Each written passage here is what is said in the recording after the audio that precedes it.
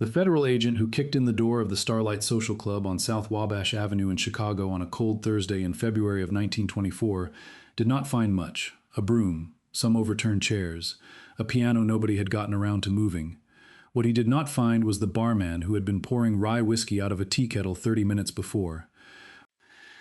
That man, according to the club's ledger, went by the name of Colosimo. The agent wrote it down and moved on. He had 11 more addresses before morning. If you're enjoying this story so far, don't forget to hit the like button and subscribe. Drop a comment telling me where in the world you're watching from. I love hearing from you. What the agent could not have known, with the tools available to him in 1924, was that the name on that ledger was not incidental, it was genealogical. The Colosimo family had been moving through the same distribution channels, operating the same backroom arrangements, and passing those arrangements from father to son across 2 continents and at least 3 generations before Prohibition made the business illegal under federal statute. The name was the organization, and the organization was the name. This is what the census records show when you read them against the immigration files, the municipal court dockets, and the liquor license applications that survived the selective record-keeping of the Prohibition-Era. Certain surnames appear again and again, not because of coincidence, and not because of stereotype, but because of something genealogists now recognize as descent clustering in occupational lineages. The same phenomenon that Brian Sykes at Oxford identified in hereditary surnames, the same pattern Turi King and Mark Jobling measured across 40 British surnames in 2009, applies to the underground economy of the 1920s with uncomfortable precision. When a trade passes down the male line, the surname travels with it. When the surname travels across an ocean and into a new country, the descent cluster forms in the new city the same way it formed in the old one. And when Prohibition arrived and made that trade worth 10 times what it had ever been worth before, those clusters did not dissolve. They organized. The surnames that ran the Speakeasies were not random. They were, in many cases, the same surnames that had run the distribution networks for wine in Sicily, for spirits in the Jewish quarters of Warsaw and Odessa, for beer in the Irish parishes of County Cork and County Galway. The men who built the underground alcohol trade in Chicago and New York and Detroit and Kansas City between 1920 and 1933 did not invent their expertise from nothing. They inherited it. And the name on the door of the Speakeasy was, more often than the history books acknowledge, the name that had been on the door of the tavern, the distillery, or the wine merchant's shop in the country they had left behind. The Volstead Act, which gave Prohibition its legal teeth when it passed in October of 1919, did not create organized crime in America. It handed existing family networks a monopoly on the most demanded consumer product in the country. The families who moved fastest into bootlegging were not entrepreneurial strangers who spotted an opportunity. They were established distribution lineages who had already been doing a version of this work and who simply removed the license from the front door. Understanding why requires going back before Ellis Island, before the tenement photographs, before the names were Americanized or anglicized or quietly dropped from the family Bible. It requires going back to the occupational records of the places these families came from. Start with the surname Torrio. Giovanni Torrio arrived in New York from Orsara di Puglia in southern Italy, around 1893, a boy brought over by an uncle who ran a saloon on James Street in Lower Manhattan. The saloon was the education. Torrio learned the supplier relationships, the police relationships, and the territorial arrangements that kept a neighborhood drinking establishment solvent in a city where Tammany Hall extracted its percentage from every glass poured. He learned which aldermen needed to be paid before the first barrel was rolled in, and which precinct captains needed to be ignored. He learned the geography of the ward the way a farmer learns the geography of a field, not from a map, but from years of walking the same ground in every weather. When Torrio moved to Chicago in 1910 at the invitation of his distant cousin James Colosimo, he did not move as a stranger to the trade. He moved as a trained successor in a family business that happened to operate on both sides of an ocean. The Colosimo surname traces to the Calabrian coast of southern Italy, where the family had been documented as merchants and small-scale distributors of agricultural goods, including wine, since at least the mid-19th century. Civil registration records from Calabria, which became systematically maintained in the Kingdom of Italy after 1865, list Colosimo family members in the trades category broadly defined, covering commerce in produce, oil, and fermented goods along the coastal market circuit between Reggio and Catanzaro. Big Jim Colosimo, as Chicago knew him, built his American reputation first as a labor contractor for the city's street cleaning department, then as a saloon keeper, then as the operator of Colosimo's Cafe on South Wabash, which became one of the most prominent establishments in the city before a single drop of Prohibition-Era alcohol was poured there. The cafe was legitimate, the supply chain underneath it was not, and had not been for years before 1920. When Colosimo was shot dead in the vestibule of his own cafe in May of 1920, the bootlegging infrastructure he had built passed to Torrio, and eventually to a young man from Brooklyn named Capone. The Capone surname derives from the Neapolitan region of southern Italy, documented in records from the Comune di Castellammare di Stabia, where the family was listed as tradesmen in the late 19th century. Gabriele Capone, Alphonse's father, arrived at Ellis Island in 1893 and settled in Brooklyn, where he opened a barber shop and a small grocery. The grocery is the detail the genealogical record tends to skim past. In the immigrant neighborhoods of Brooklyn in the 1890s and 1900s, the grocery was often the anchor institution for alcohol distribution in the same way the saloon was, because the grocery operated on credit and on trust within a family's extended social network. The customer who bought flour and olive oil on Monday and paid back on Friday was the same customer who received a bottle of homemade wine on Wednesday with no transaction recorded anywhere. The ledger system that ran the grocery was the same ledger system that would later run the Speakeasy. The customers were the same families. The enforcement mechanism, reputation within a tight-knit community where everyone's name was known and everyone's debts were remembered, was identical in both contexts. The surname Luciano carries a different migration pattern, but an identical genealogical structure. Salvatore Lucania, who reorganized his name to Charles Luciano when he understood that an anglicized surname moved more smoothly through American legal and financial institutions, came from Lercara Fritti in the Sicilian interior, a sulfur mining town where his father had been a laborer. Luciano arrived in New York in 1907 at the age of 9 and grew up on the Lower East Side, where the surname network that would later be called the Genovese family was already establishing its distribution corridors. The name change is genealogically significant. Luciano did not abandon his descent line when he anglicized. He deliberately obscured it from law enforcement record-keeping while maintaining it within the operational structure of his organization. The men who reported to him in 1920s New York knew him by both names, and used the appropriate one depending on which document was being signed. The Irish surnames present a different pattern of occupational descent, rooted in a different regulatory history.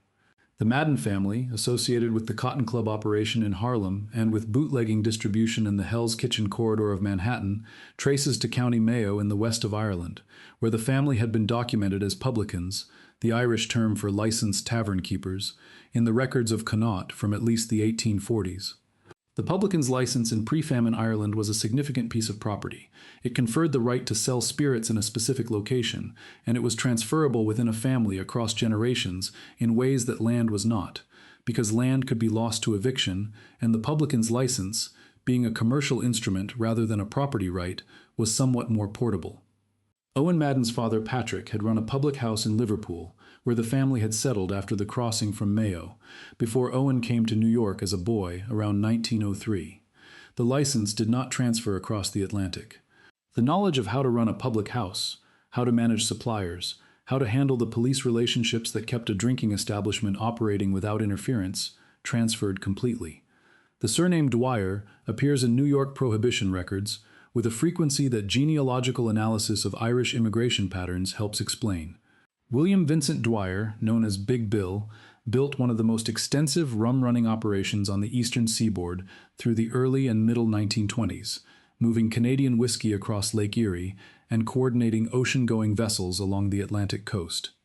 His family origins in County Clare, where the Dwyer name had been associated with small-scale coastal trade and fishing since at least the 1700s, are documented in the National Library of Ireland's records of Griffith's valuation from 1847.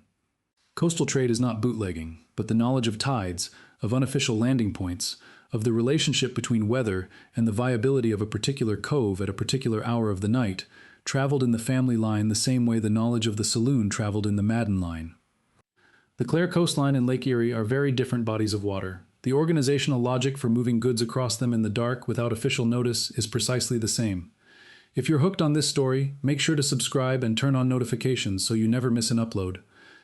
Your support means everything and helps me bring you more emotional stories like this one. The Jewish surnames associated with Prohibition-era distribution require a different genealogical frame entirely, because the migration patterns were different and the occupational descent line ran through a different set of institutions.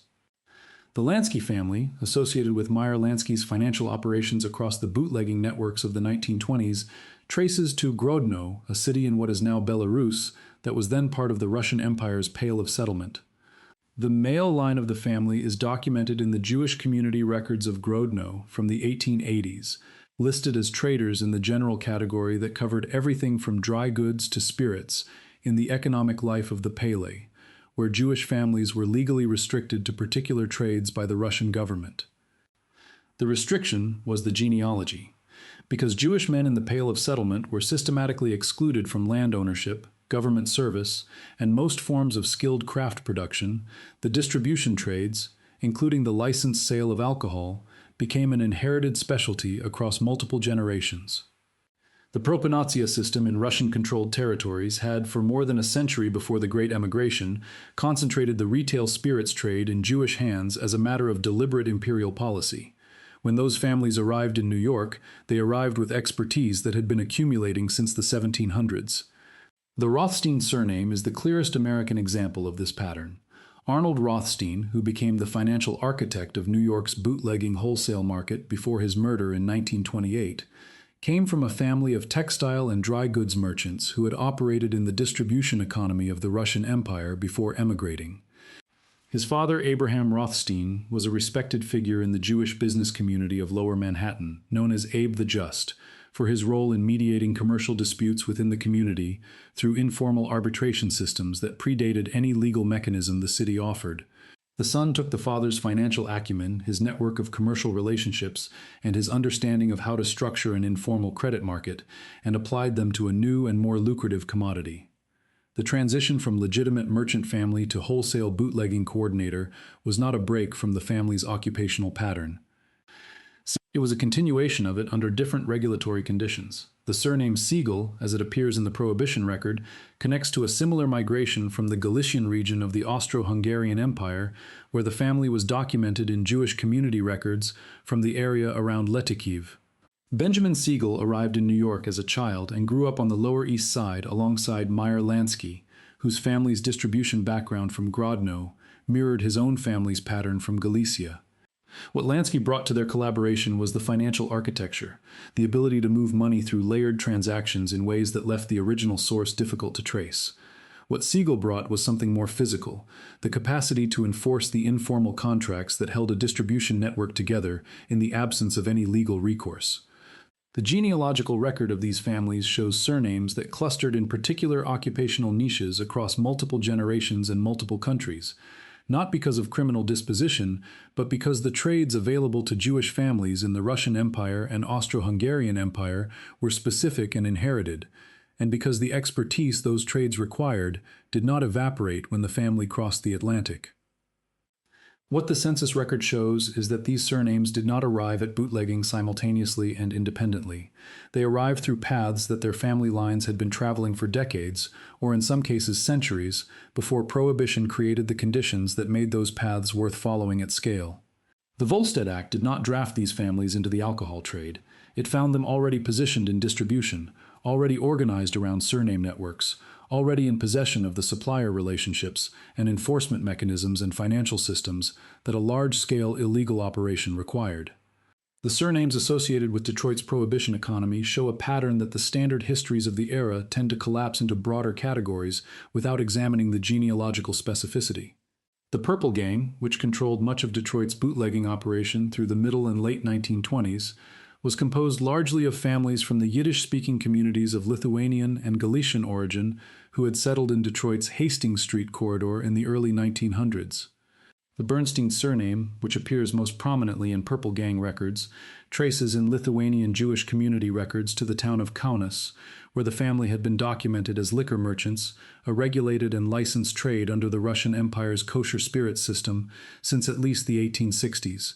The license was Russian, the knowledge was the family's, and the family brought it to Detroit. The 3-mile stretch of the Detroit River that connected Windsor, Ontario, to the American side was navigated during Prohibition by men whose fathers had moved goods along the rivers of Eastern Europe, whose grandfathers had managed the documentation requirements of imperial customs systems that were at least as complicated as anything the Prohibition Bureau could construct. The genealogical pattern in Detroit is as consistent as the pattern in Chicago or New York, but the migration source is different, and that difference is written into the surnames: Bernstein, Fleischer, Keywell, Sutker. These names do not appear in Calabrian or Sicilian migration records. They appear in the Jewish community registers of Lithuania, Latvia, and Galicia, in the ledgers of licensed spirits merchants operating under the regulatory frameworks of the Russian and Austro-Hungarian empires, before those empires dissolved in the wreckage of the First World War. The surname Moran, as it appears in the Chicago records of the 1920s, represents another distinct occupational lineage in the Prohibition economy. George Clarence Moran, known as Bugs, ran the North Side bootlegging operation that existed in persistent conflict with the Capone organization through most of the decade. His family traced to County Meath in Ireland, where the Moran surname had been associated with cattle trading and seasonal market activity for generations before emigration.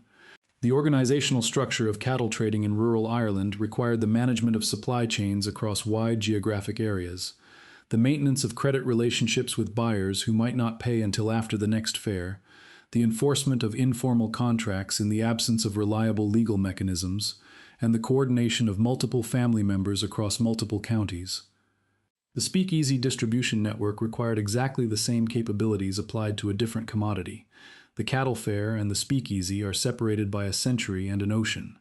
The organizational knowledge that runs each of them passes down through the same family lines. The Capone story has one more genealogical layer that most accounts of the era leave out. Alphonse Capone's older brother Vincenzo, who changed his name to Richard Hart and became a prohibition enforcement agent in Homer, Nebraska, is documented in federal records from the early 1920s. Two brothers from the same family, one building the largest bootlegging operation in American history, one enforcing the law against it, working opposite sides of the same regulatory line. The surname was the same, the descent line was the same, the occupational knowledge each carried from the family's Neapolitan background was the same. What differed was which side of the Volstead Act each brother decided to operate on. The genealogical record does not treat this as a paradox. It treats it as a family deploying its expertise across both the legal and illegal economies simultaneously, which is what distribution families had always done when regulatory boundaries shifted around them. There is one more surname the Prohibition record carries that the standard histories tend to treat as a figure rather than a family. The name Capone eclipses it in popular memory, but in the genealogical record of the 1920s economy, the name Remus may be more instructive. George Remus, who at his peak in the early 1920s controlled a bootlegging operation that handled an estimated $3 million a year in whiskey, was trained as a pharmacist and then as a lawyer before he read the Volstead Act carefully enough to understand its industrial potential. His family had emigrated from Germany in the 1870s, settling in Chicago, where his father worked as a dry goods clerk. The German surname distribution pattern in Prohibition-era Chicago points to a set of families whose connection to the brewing trade was as genealogically specific as the Sicilian family's connection to wine distribution. The great German brewing families of Chicago and Milwaukee, the Bush connection to St. Louis, the Pabst and Schlitz families of Milwaukee, all trace their American establishment to the period between 1848 and 1880, when German emigration brought the lager brewing tradition across the Atlantic. The Volstead Act did not erase that tradition. It moved it underground, and the surnames moved with it. Kansas City presents a set of surnames whose genealogical trail runs through a different regional migration corridor, one that the Chicago and New York accounts of Prohibition history tend to obscure. The Pendergast surname, associated with the political machine that controlled Kansas City's Prohibition-era economy with near-total authority through the 1920s and into the 1930s, traces to County Tipperary in Ireland, where the family had been documented in Griffith's valuation records from 1851 as small tenant farmers and seasonal laborers. Thomas Joseph Pendergast did not operate speakeasies directly. He licensed them, taxed them, protected them from police enforcement, and distributed the proceeds through a political organization that his older brother James had built and that Tom inherited and expanded. The mechanism is different from Torrio's in Chicago or Dwyer's in New York. The genealogical pattern is the same. The Pendergast family built political capital in Kansas City's Irish immigrant ward system starting in the 1880s, and the alcohol economy of the 1920s passed through that political capital like water through a pipe the family already owned. The surname Lazia appears alongside Pendergast in the Kansas City record of the late 1920s and early 1930s in a way that mirrors the Sicilian and Neapolitan surnames in Chicago. John Lazia, who managed the North Side gambling and bootlegging operations under the Pendergast organization's umbrella, came from a family that had emigrated from the Campania region of southern Italy in the early 1900s. Lazia arrived in Kansas City as a teenager and rose through the ward system the same way the Irish families had, through labor contracting and political organization in the immigrant precincts of the North Side. The Campanian families in Kansas City followed the same occupational descent pattern visible in Chicago, where the knowledge of distribution logistics and the management of informal enforcement had been transmitted through family lines before any of these men were born. New Orleans presents a still different configuration, one that reflects the city's specific history as the oldest continuous alcohol culture in North America. The surname Matranga, associated with the Sicilian families who had dominated the New Orleans waterfront since the 1880s, appears in Prohibition-Era records as the administrative backbone of bootlegging distribution along the Gulf Coast. The Matranga family's presence in New Orleans predates Prohibition by 4 decades. Charles Matranga had been operating in the city's produce and distribution market since the 1870s, and the family's involvement in the waterfront economy, which included the movement of wine and spirits alongside produce, coffee, and cotton, was documented in New Orleans port records going back to 1881. The Volstead Act did not introduce the Matranga surname to the alcohol trade in New Orleans. It made the trade the family had always conducted worth defending with more resources than it had previously required. Surname Costello, which appears prominently in New York Prohibition records, carries a migration pattern that diverges from the Sicilian cluster. Frank Costello, born Francesco Castiglia, traced his family to Loropoli in Calabria, a separate regional origin from the Sicilian families he would later work alongside. The distinction matters genealogically because the Calabrian and Sicilian distribution networks had been organized separately in the Old Country, around different port systems, different wholesale markets, and different family relationships with local government officials. When those networks reconstituted in New York, they reconstituted along the same regional lines, operating in parallel before the need for larger-scale coordination in the Prohibition economy brought them into contact with each other. Costello's particular skill was not violence or logistics, but political mediation, the management of relationships with police commissioners, judges, and elected officials. His father in Loropoli had been, according to the limited Italian civil records that survive from that area, a small merchant who dealt in agricultural goods and who depended on his relationships with the local municipal administration to conduct his business without interference. The son applied the same skill set to a different municipal administration on the other side of the Atlantic. The record that survives from this period is fragmentary and deliberately incomplete. Federal agents destroyed some of it. Defendants' lawyers suppressed more. The families themselves, in the decades after repeal in 1933, had strong incentives to let the genealogical connections fade. A grandson who became a pharmacist or a school teacher in 1950 did not advertise that his grandfather had run whiskey from Canada to Cleveland. The family Bible, if it was kept at all, recorded births and marriages without noting the occupation of the man who paid for the wedding. The silence was chosen, and across most of these families, it held for a generation or two, but the surnames remain. And for those watching whose family tree includes any of the names covered here, the genealogical path back to the Prohibition-era ancestor does not require a federal case file. What it requires is the naturalization record from the port of entry, the census listing from the first American decade, and the community records of the origin city overseas. The immigrant neighborhood's social infrastructure, the mutual aid society, the parish or synagogue register, the occupational guild records where they exist, often preserves exactly the information the family later chose not to pass down. A man who ran a saloon in 1890 does not always tell his grandchildren about it. The naturalization record from 1894 often does. For some of these surnames, the commercial DNA testing platforms that became widely available in the early 21st century have added a layer of evidence that the paper record alone could not supply. Men carrying surnames like Torrio, Bernstein, Madden, and Colosimo, who test their Y chromosome haplogroups, find themselves placed within descent clusters that map precisely onto the regional origins the paper trail indicates. RL21 subclades concentrated in Atlantic Irish populations for the Mayo and Clare family lines. J2 haplogroups associated with Southern Italian and Sicilian male lineages for the Calabrian and Campanian surnames, and specific Ashkenazic haplogroup concentrations, particularly within the RM17 and EM123 lineages common to Lithuanian and Galician Jewish populations for the Lansky, Rothstein, and Bernstein family lines. The DNA does not prove a specific ancestor was a bootlegger. What it does is confirm that the male line traveled the path the historical record says it traveled, from a specific region of origin, through a specific immigration corridor, into a specific urban neighborhood, where a specific trade was already being conducted by men who shared that surname. The name and the genome tell the same story. They always have. And for any of you with one of these surnames sitting in your tree, even 2 or 3 generations removed from the Prohibition-Era, the paper trail that connects you to the trade your family once ran is recoverable. The census is available, the naturalization records are digitized, the community registers of Palermo, Grodno, County Mayo, and Kaunas are being indexed and uploaded with every passing year.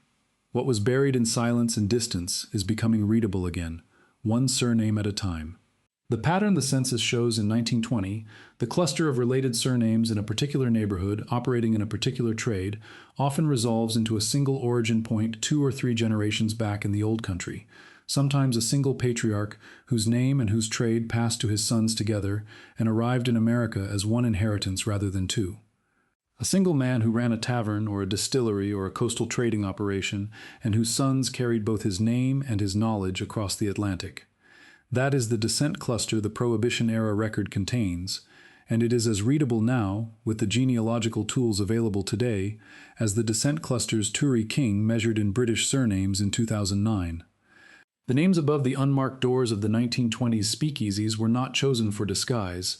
They were the same names that had been above the tavern door in Palermo, above the spirits merchant's counter in Grodno, above the public house door in County Mayo. The Volstead Act created the conditions. The surname supplied the expertise, and the census record read carefully against the immigration files and the community registers of the cities those families came from shows the line of transmission as clearly as any genetic study ever mapped a patrilineal descent cluster. The name was always the evidence. It still is. Thank you so much for watching until the end. If you loved this story, check out the other videos on your screen now. I think you'll really enjoy them.